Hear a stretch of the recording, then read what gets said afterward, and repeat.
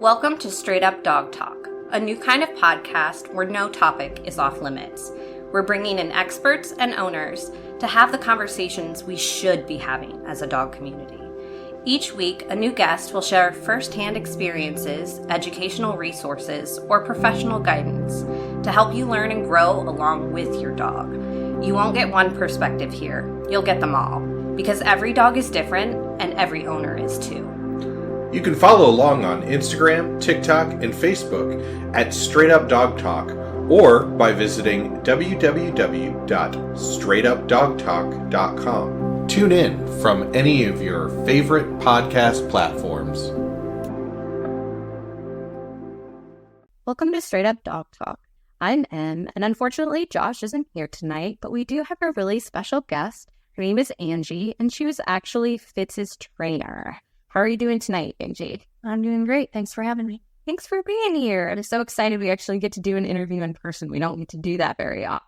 I know, it's been too long since I've seen you. I know, it really has. When I realized that Fitz's birthday was coming up and that he was going to be 6, I was like, oh my gosh, I cannot believe that much time has passed. And we see each other on social media and sometimes at Target, but we don't really ever get together like we used to when we were working with Fitz. So I think that's a great opportunity for us to catch up, but also to share the wealth of knowledge that you have with the listeners. So I look forward to sharing it.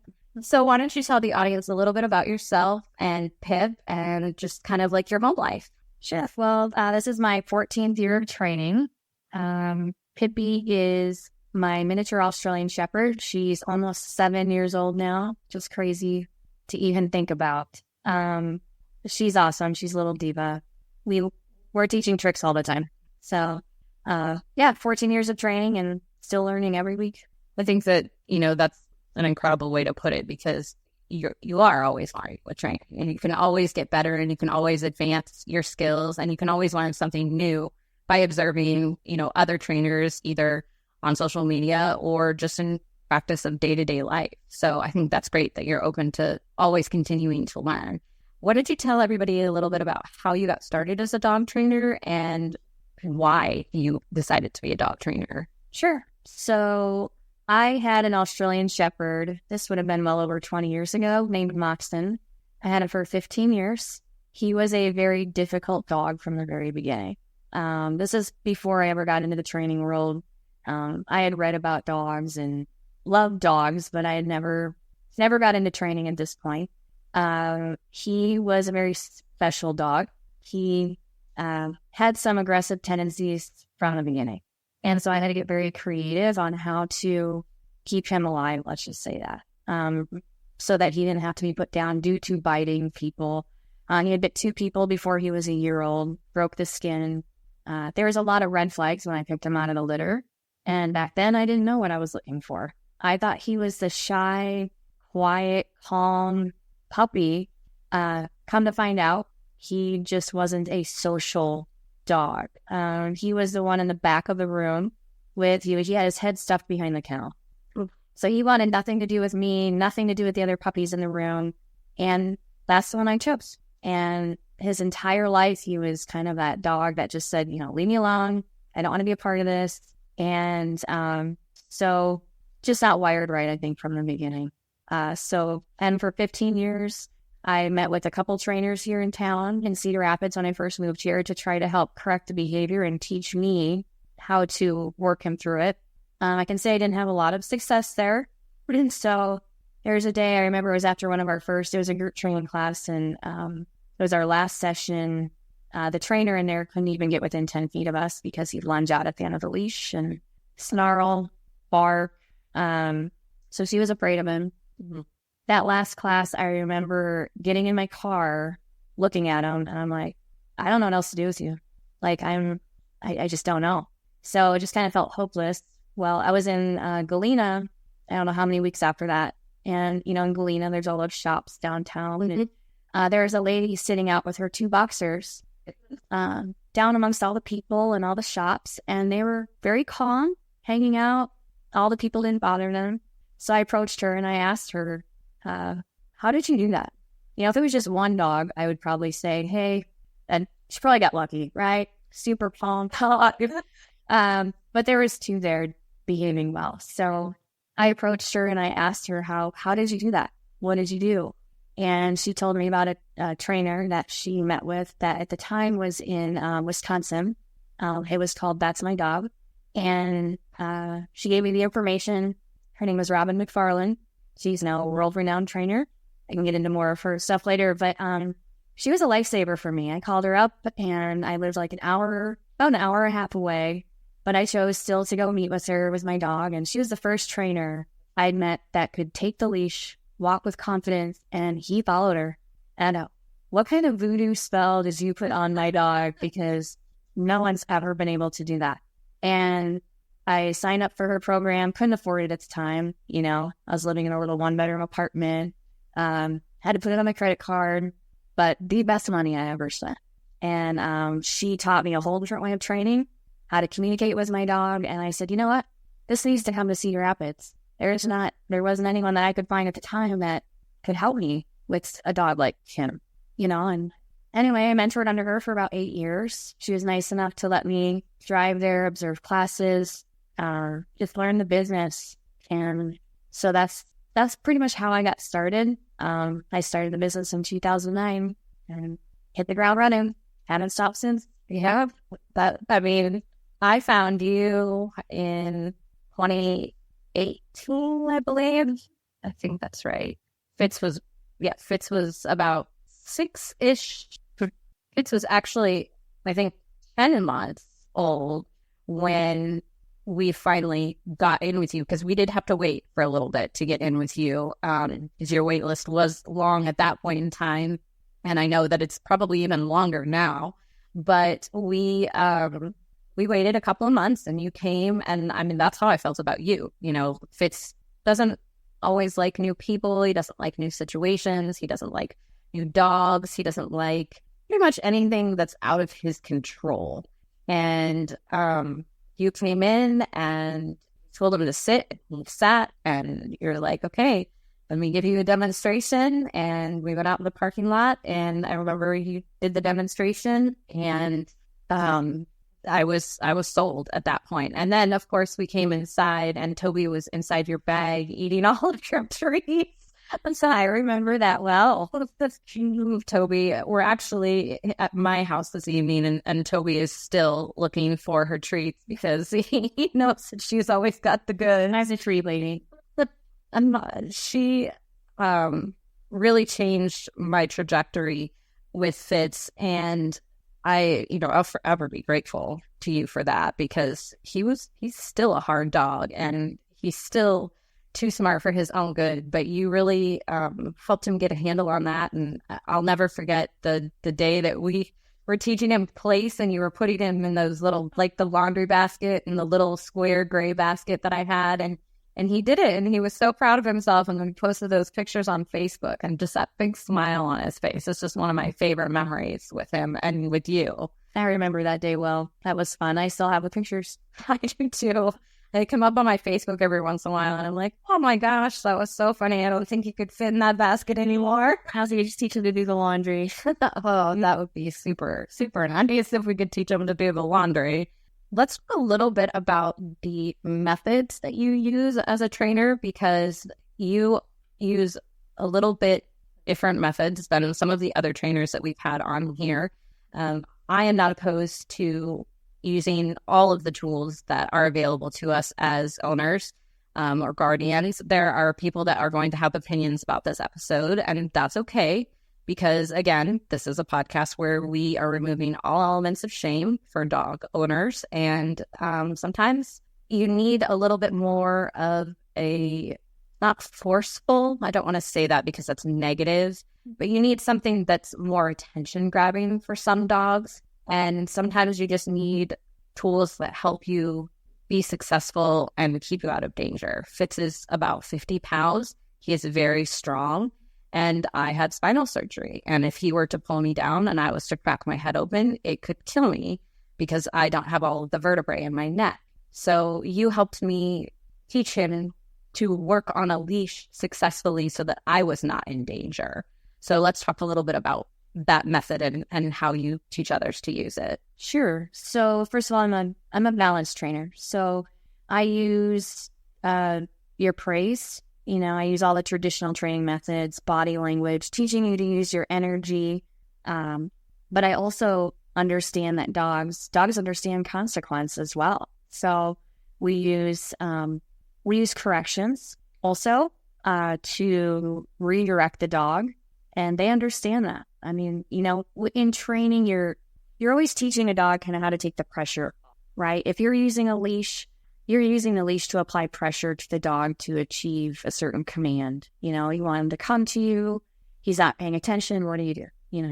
You put pressure on the leash, right?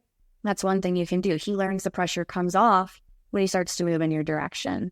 And they understand that concept, right? As humans, we do as well. When there's a consequence applied, and it might just be a verbal interruption, it could be like a pop of the leash. It could be even the snap of a finger that just gets the dog to redirect, turn its head to you. Nobody likes to have a lot of pressure on, right? So we try to avoid that. The dog learns how to avoid pressure, therefore changing his behavior. So I use every training tool. I'm not opposed to any of the training tools out there. I truly believe that any training tool used properly can be used in a positive way, So I specialize in working with the remote collars, the e-collars. I've been using them now for over 20 years. They're definitely my tool of choice for a lot of reasons. I know there's a lot of controversy around the e-collars, but we can talk a little bit more about why I choose to use them too. But like any training tool, any tool, they can be used for positive or they could be used for negative. It truly is all about the intention behind the use of the tool. Right. If you're forcing a dog to do something by choking them, that is negative. That is correct. There's not any argument in that direction at all. I think where people get hung up on the e-collars is that they think that you are, you're shocking the dog, you're burning the dog's skin, all of these things. And I remember I was a little bit nervous when you first came over and we talked about using the e-collar. Sure. And, being a vet tech, I've seen some of the worst things like the bark collars. The bark collar and the e-collar are two different things. The bark collar, every time they use their vocal cords, it is shocking them. And it's like, I've seen burned vocal cords. I've seen holes in skin. I've seen all kinds of stuff because people just leave their dogs unattended with this tool on their neck that is obviously giving them some kind of nudge to not behave that way. But there are some dogs that it just doesn't work on. And I remember that you made me put my fingers on the prongs and hit the stimulation button on myself. And we turned it up and we turned it down. And I realized that the way that the e-collar works it's not necessarily like a shock. It's more like a TENS machine. Right. And if you don't know what a TENS machine is, a TENS machine basically uses this stimulation to activate the nerves under the skin and cause them to jump. And that's exactly what the e-collars do. And when you press the button, then the nerves activate in the dog's neck and their neck jumps, and that redirects them, like you said, that cue to pay attention to you.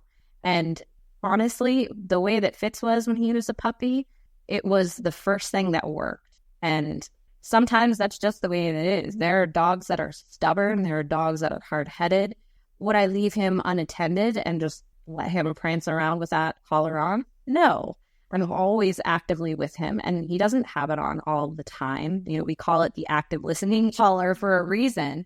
There are times that I can just put it on him, not even turn it on, not even get the remote out, and his behavior changes entirely. And never in a negative way. He's always happy to have his collar on because he knows it comes with treats. He gets paid for it. Right. And he's okay with it. Again, not everybody's going to agree with that. But as you said, it is your method, your preferred method. So let's talk about why it's your preferred method.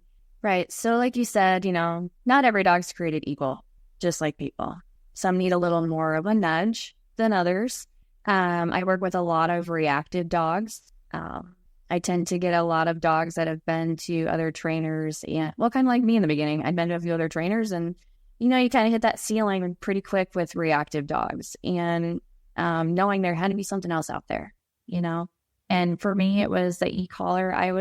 The first time I was nervous too. I mean, it's considered electricity and that's not my realm, right? I'm not an electrician. So I was nervous too, but, you look into the science behind it. And when it comes to e-collars, there are hundreds of brands on the market, thousands probably at this point. Not sure.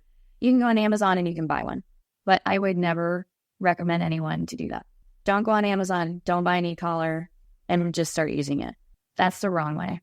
It does take professional training and direction. Just like I'm not going to go out and buy a bunch of power tools and pretend I know how to use them because my house would fall down. So I need someone to show me how to do it right in order to have the positive effect that you want. So there's only a couple brands of e-collars on the market that I'll use due to the quality of them. Most of the time when you see sores on the dog's neck, like I worked in a vet clinic as well prior to training, so we saw that too. Usually it's from with the chafing. I'm not saying there are not collars out there that are so low quality that they're causing burns. I'm sure there are collars out there that do that. E-collars came out in the 1960s and they were big, bad, and ugly. Luckily, technology's come a long way, and finding the right e-collar is very important. That's where you would talk to a professional that's been using them, get their recommendation. But kind of forget where I was going with this one. That's okay. Do you still use the same brand of e-collar? We don't have to say what brand if you're not comfortable, but do you still use the same one that we used with Fitz? It's possible. I think around that time I may have switched brands. Okay. Is it a black remote? It's a blue remote, and it's round. Okay, that is the brand I use now. Okay. So that's good to know, because obviously, like, if we were to need a refresher course and I was to have you come over, then we would still be in the same realm of and wouldn't need to replace or upgrade our tools to make sure that we were handling the situation correctly. Right. Well, so going back to the quality of the e-collar, that one specifically that you're talking about, when it comes to the quality of the e-collar, that one has 100 settings on it. Mm-hmm. And some people, when I say 100 settings, their eyes open really wide, like, whoa. There's collars out there also that have 10 settings. The difference would be on your collar that has 1 to 10 settings, let's just say, there's a big jump between level 2 and 3. You might not feel level 2 at all. Level 3 is going to make you want to throw it across the room. Well, that's too big of a jump, and it's not about inflicting pain on the dog. That is absolutely not our goal. We're not punishing the dog in any way. So the last thing I want is for that dog to have a negative association, to feel that like pain. That's not what we want. When we have 0 to 100 levels, for example, I'm just going to use, or I won't say the brand that I use, but that one I can speak for does not have a big jump between each setting. I can actually comment on that because we use it, and I know that we're talking about the same one now.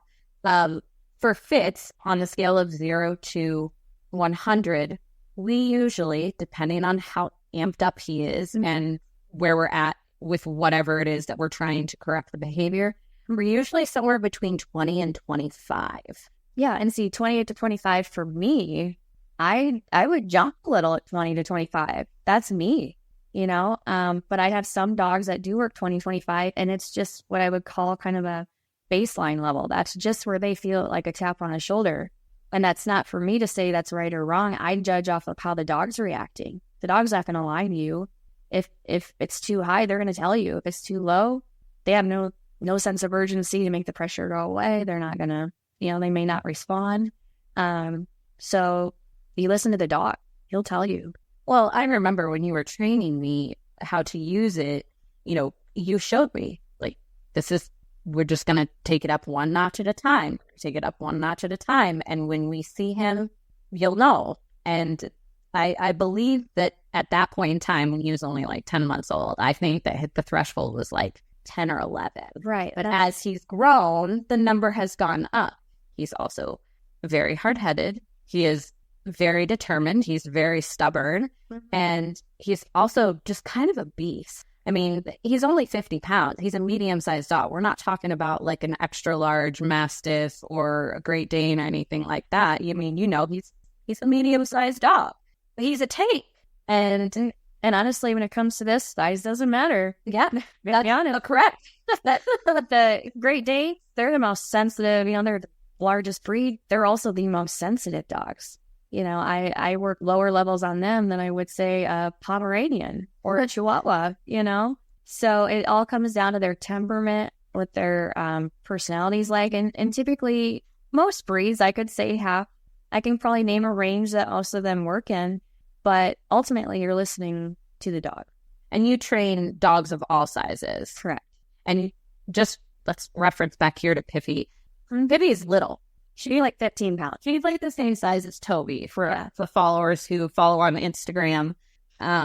She's about the same size as Toby, and she's fast and she's little, and she's also very smart. Mm-hmm. And I mean, we have gone on a couple trail walks together with Fitz and Piffy, and had knee deep in mud a couple of times. Mm-hmm. But knowing that you have a range of dogs is also helpful, because I think that there's a negative misconception when it comes to small dogs. People don't think they need to train for small dogs, but other guests have said this: a bite is a bite. It doesn't matter if it's a big dog or a little dog. If the dog is biting, it's a problem. Correct. And it is something that needs to be effectively dealt with. Now, whether that's an e-collar or just a simple behavior correction, that's, again, up to the owner and the trainer's discretion.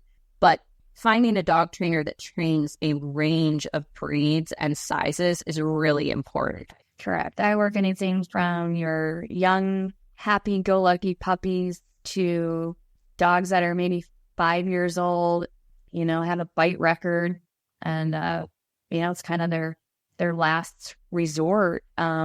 Is that now they're on their third trainer and they're kind of feeling like they're out of options, or if the dog hurts someone again, what's going to happen to that dog? And I don't look at e-collar as a last resort, so I don't mean that. I use the e-collar on, if I could start every dog around 4 months old, I would. It's pre-adolescent, before any too many, I'm going to say, naughty habits have formed. Teenage behavior, really, when they become an adolescent, they can be a little more challenging to train, and that's mostly because their impulse control is lacking control. Yeah, their frontal cortex isn't even fully developed until they're almost 2, and that frontal cortex is what controls impulse. We have had several of the listeners actually reach out and bring up this exact topic, dog puberty, and how all of a sudden, training was going fine. And then all of a sudden we had this behavior change and our training regressed and we just kept doing what we were doing.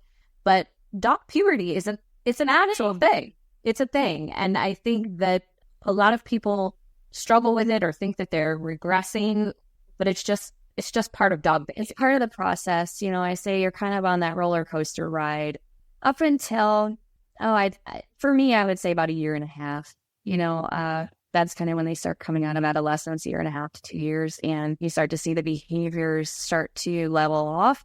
All that hard work you put in starts to really show. Up until then, you kind of have one really great day and like, wow, this is great. The next day you're going, what happened? And that's just part of the process, and knowing that if you stick with it and you stay consistent, it'll pay off.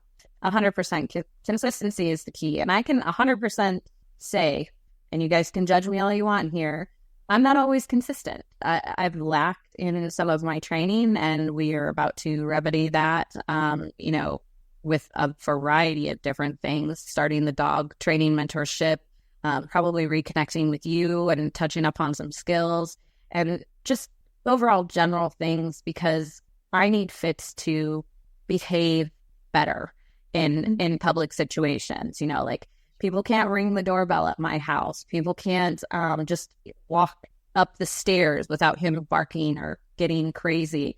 He came over tonight and I had to say, text me when you get here so I can throw Fitz outside, just because it's easier.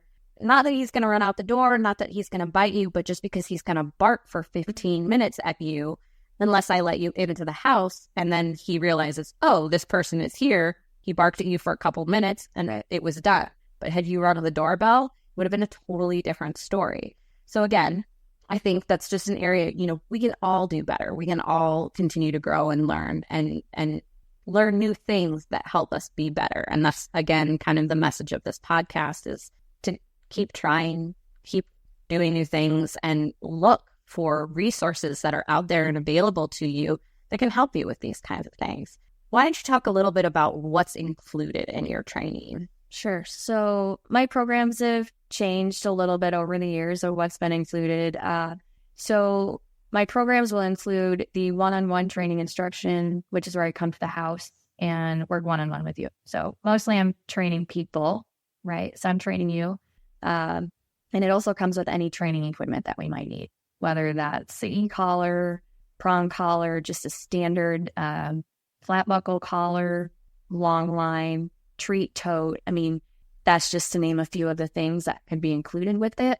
I don't use a prong collar on every dog. I don't use a martingale on every dog. It really is tailored to that person's needs and the dog. One of the things that we have talked about with other trainers is the importance of training at home before taking the dogs out into the real world. And that was something that I really, really liked about training with you, because Fitz is reactive and he doesn't like to go outside of his comfort zones. And initially, one of our goals had been to start taking him to like Home Depot and places like that. And you had told me at that point in time, even when he was just, barely over a year old, that maybe that just wasn't the right fit for him at this point in time, because he was super reactive and he did not even like walking past a certain point in the parking lot because he couldn't see where my car was or where the door was. And he would like try to correct us and go back in a different direction. And so we never made it to the Home Depot. And maybe that's just because that's the way Fitz is and that's the way he will always be. But it's definitely something that, I'm going to continue to work on with him, because Fitz is not a dog that likes to walk. He doesn't like to be outside of his comfort zone. He would rather be out in the backyard playing fetch and doing his own thing, or just dilly-dallying around out there with his ball. If I am taking my dog out on a walk and he is stressed out and he won't go to the bathroom and he's panting and he's like trying to turn around and clawing to get back to the house, all that does is stress him out and stress me out. So why would I put my dog through that? And I think that people need to understand that just not every dog is built for being your running buddy or going on walks or going to the dog park. I know you and I both have pretty strong feelings about the dog park, and it's just not an area that, I go to anymore. I've broken up too many dog fights. I know that we went and practiced at the dog park in the solo area a couple of times. Fine with that. But just the dog park here in general, there are so many irresponsible owners and people don't pay attention to what their dogs are doing. And then it's these dogs that are labs attacking other dogs and no one's correcting the behavior. And it's just, it just shocks me the amount of people there are out there that just assume that their dog will be fine at the dog park with other dogs in a completely foreign situation because it's a lab or because it's a golden retriever as of their breed. Mm-hmm. Yeah, it's wild to me how people just make those assumptions based on a breed. And another thing that this podcast is trying to do is kind of re-blur that line with social media, because there are so many content creators out there that are showing, these great, hilarious, fun videos of the dog, behind the steering wheel in the car, or the dog jumping on the trampoline, or just any funny little situation that they can come up with. And these videos are great. But what people fail to understand is that a lot of time and energy and training went into those situations. It's not something that just happens overnight. You can't just get a dog and it's going to act just like that dog on Instagram. Right. I completely agree with you. I think, there's a lot of videos. When you said there's a lot of videos out there of dogs, I'm thinking of the ones that people think are cute, where it's, maybe a little chihuahua showing its teeth or biting at their owner, and it's funny. And, I get it. But yeah, social media, you have to take it with a grain of salt for sure. 100%.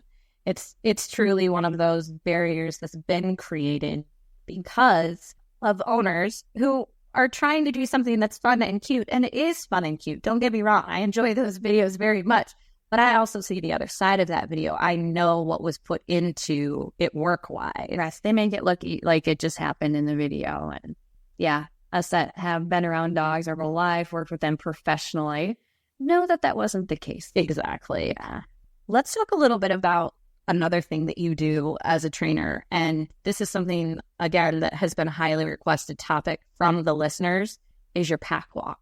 This is something that we have not participated in, again, because Fitz does not like to be around other dogs. But this is something that I think I will probably come and observe myself, because you always send the emails and I always think about going, and then, things get crazy and I just don't. But I want you to talk a little bit about how your pack walks work. You have really strict rules, and you have a really good format for it, so that it's not dangerous for owners or other dogs. And you always make sure that everybody brings their leash and their poop bags and water. Yeah. And I think it's really important to talk about this, because pack walks are a good thing. I think that having dogs that can be social and are comfortable being social is wonderful.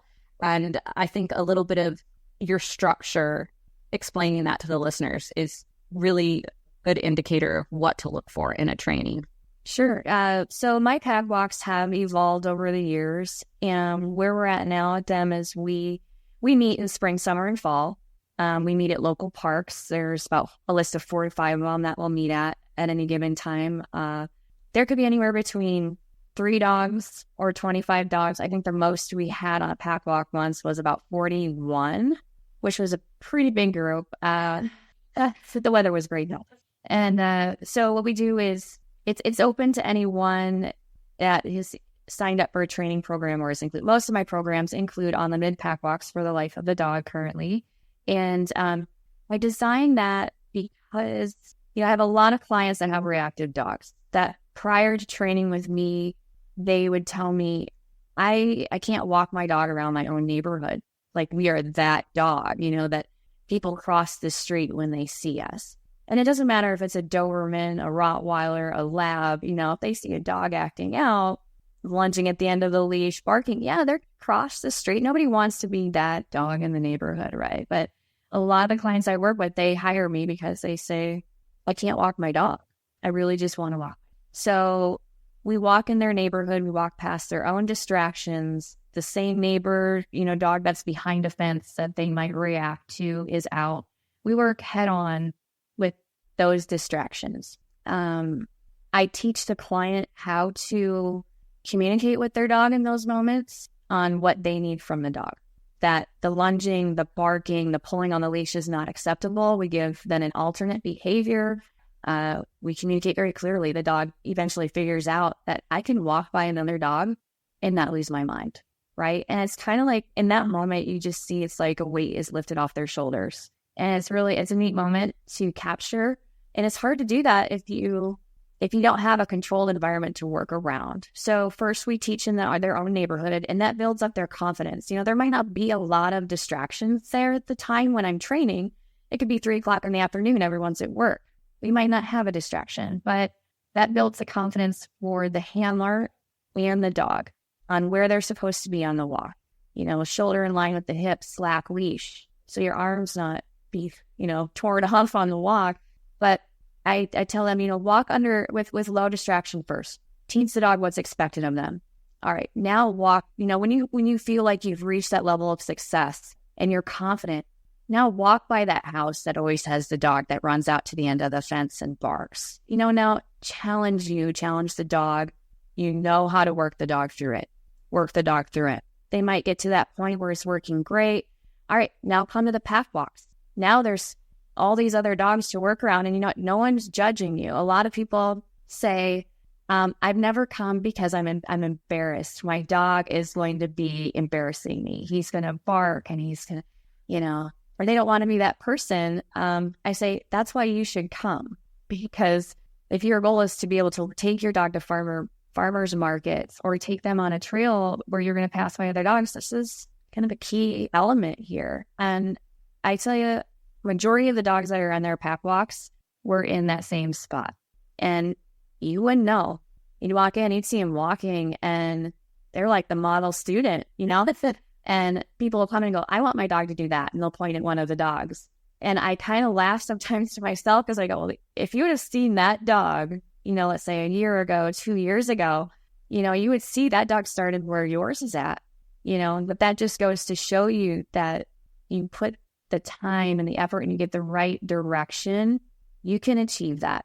Now, there are some dogs that are the exception, like maybe Fitz is one of those that's just not his realm, and he may never be.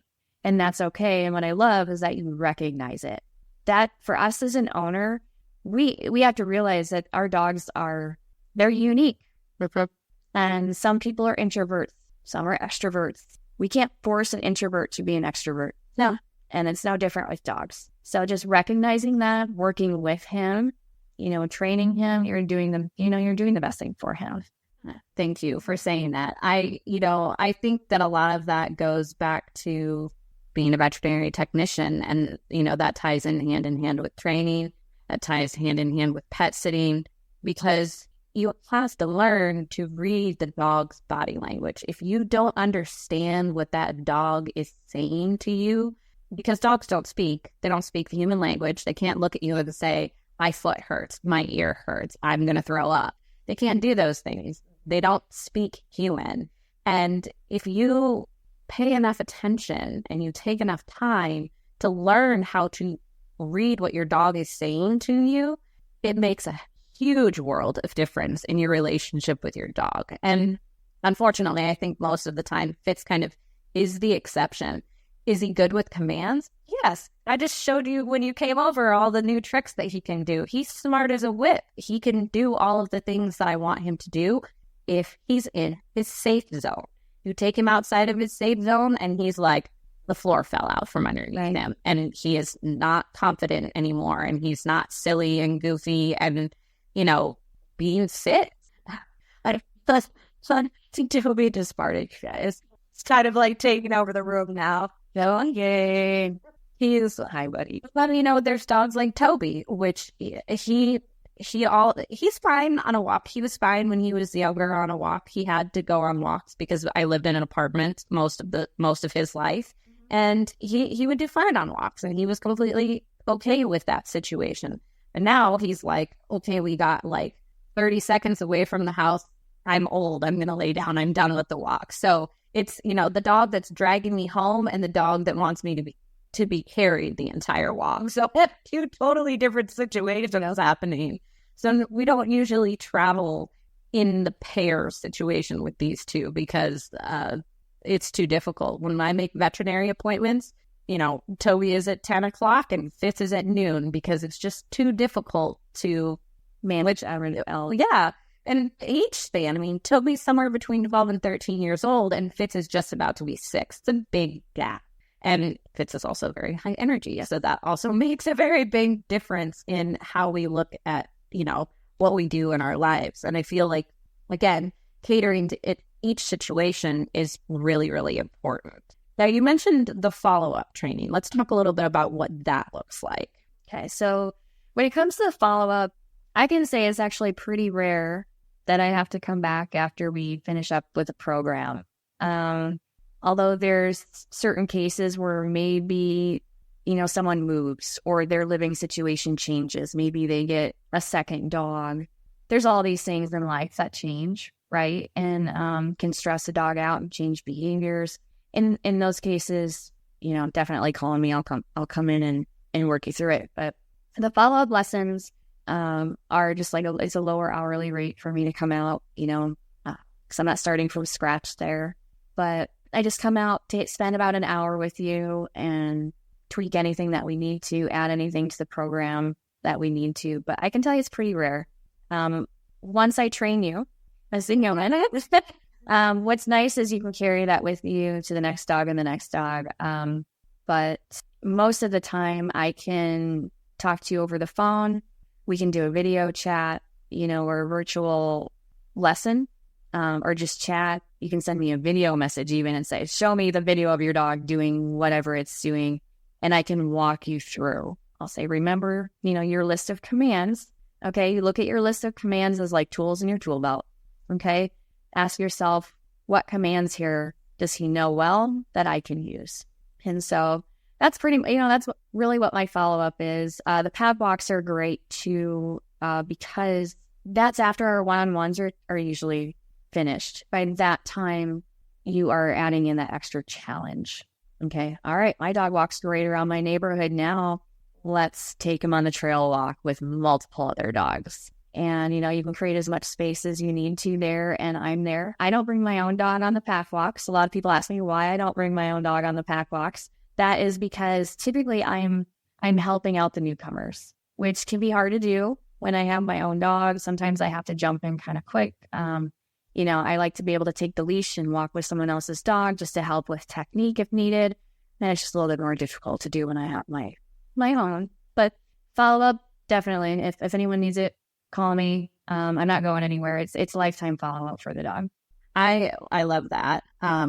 We actually should probably do a follow up. Again, that's been on the list of things that just keeps getting shoved under. But I mean, having you here again and the dogs recognizing you and reconnecting with you, that makes me definitely remember how much fun it is to work with you. And we should definitely schedule a follow up. I do want to tell the listeners something about you taught us and how it evolved, how we have changed it and it evolved into something else. Because for me, this was the most valuable thing that you taught me. And it didn't even realize it was going to be the most valuable thing that you taught me. And I know that I've told you this before, but you taught us to do place in several different places. When I originally hired you, I was living in a 2-bedroom apartment. I had no yard.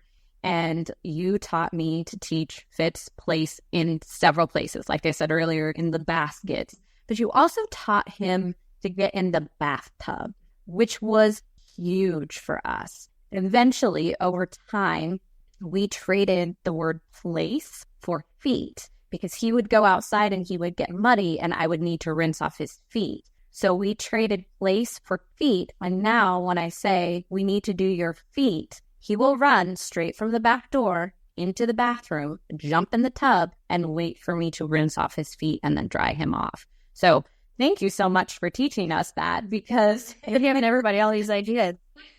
It was so valuable. I have a video of it on my TikTok and my Instagram of him. I probably need to take a better high quality because that was when I was first starting out, showing people. But it really has been a very valuable thing for us. And I will forever be grateful for you for teaching us that one.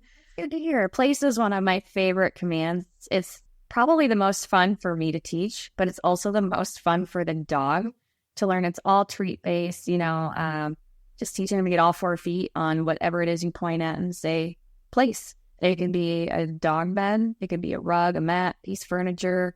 It could be a picnic table at the park. It could be the scale at the vet. Mm-hmm. Makes life easy. Oh yeah, we use place at the vet for sure. Car. I mean, there's so many uses for it. I taught. There's 2 dogs I worked with today on place, and one was a 4.5 pound dog. So we talked about all different sizes. 4.5 pounds. Yeah. Oh, that's incredible. I absolutely love that. We are starting to get towards the end of our time here, but what would you say to the listeners is the most important thing to look in a trainer when you're searching for a trainer? Good question. I would say you have to find one that you fit with. I would ask questions about, how long have you been doing this? Have you worked with dogs that are experiencing the same issue, whether it's reactivity, anxiety is a big one right now, since COVID, mm-hmm. right? But ask questions. Ask a good question like you asked me earlier, how did you get started? Get a gauge on their education level. Just ask questions. And, a good trainer, a good reputable trainer will be able to answer all of them with confidence. I would read reviews, testimonials, those speak volumes. Ask your vet. A lot of local vets, they hear from their clients what worked for them, what didn't work for them. And they tend to have a great referral list. I would say that's probably the top things that come to mind right there. I like to demo the dog myself in front of the client. Like we said, I did that with Fitz, and that's how the trainer that I started with years and years ago, Robin, that watching the trainer with your own dog, the proof is in the pudding. That's how I look at it. It really is. And like I said, I mean, you were the first person that I called. You came highly recommended by several people, which is why I was like, this is who I'm going with, because you were the highest rated. You were well known by lots of my dog sitting clients at the time. And it was just, you were the right fit. But seeing you work directly with Fitz and how he responded to you, that's what sealed the deal for me. And I totally agree with you on that point. Like, make sure that the trainer is connecting with your dog, because again, every dog is different. Every owner is different. Every trainer is different. Every method that they use is different. And you have to find that correct combination. If that means you have to go through 4 different trainers before you find the one that works for you, that's okay. You wouldn't go to a doctor or a therapist for yourself that you didn't feel comfortable and confident that they were on the right track to help you. Why would you do that to your dog? Exactly. I found my trainer by asking the lady that had 2 well-behaved dogs. How did you do that? You ask people, you ask around, and people aren't going to refer someone that they weren't happy with. Yeah, 100%. I look at it. I'm remodeling my house right now. It's an older house, needs a lot of work. And the best contractors that I have found were ones that were referred by trusted friends and family. And that's, I think, in the training world with dogs is no different. Ask your vet, ask your neighbor. If you see your neighbor walking a dog that's walking wonderful on a leash, ask them, how did you do that? Did you hire a trainer? If so, cool. So I don't advertise. It's all word of mouth and all referrals. And I'm totally happy with that. I love that. And I mean, we really, truly did have a wonderful experience with you. We still use a lot of the keywords and things that you taught us. I'm sure there's plenty of things that I have forgotten, which is why I'm saying we probably need a refresher, because it has been a while. But the thing is that being able to connect with a trainer and having a relationship with your trainer and feeling confident enough to reach out to you and say, hey, do you want to come be on my podcast? Which now, of course, we haven't even gotten to like half of the things that I wanted to talk to you about. So I hope that you'll come back. Absolutely. Because there are so many other topics, like, how COVID affected your training business and how you modified your training schedule and your techniques and how you trained in order to fix that. And then the after effects of, people being home and how that affected the business as well. So there's definitely some topics that I would love to touch on with you again. So we're definitely going to have you come back. Unfortunately, we do have to wrap it up for tonight. Sure. Well, thank you so much for having me. It's been fun. Thank you so much for being here. Thank you guys for listening to this episode of Straight Up Dog Talk, and we will see you guys next week. Straight Up Dog Talk was created by Emily Breslin. It is edited, produced, and co-hosted by Josh Wasta under the supervision of Straight Up Dog Talk, LLC, and Emily Breslin. If you're enjoying this podcast, follow or subscribe to be sure you don't miss an episode, and leave us a review on your favorite platform. Looking for more honest and relatable dog content? Check out our sister show, Unpacked, with Jerry Sheriff and Madison Simpson. Thanks for listening to Straight Up Dog Talk. See you next week.